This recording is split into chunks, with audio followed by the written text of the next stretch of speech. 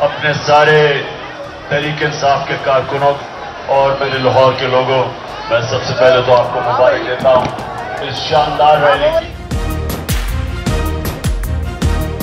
लुटे हुए पिसे हूं। जिस मुल्क में सुप्रीम कोर्ट के हुक्म को हुकूमत मानती नहीं है, किस सरमायाकार ने आना पाकिस्तान में सरमायाकारी करने के लिए? ये तो माशी हालात और बिगड़ जाएंगे।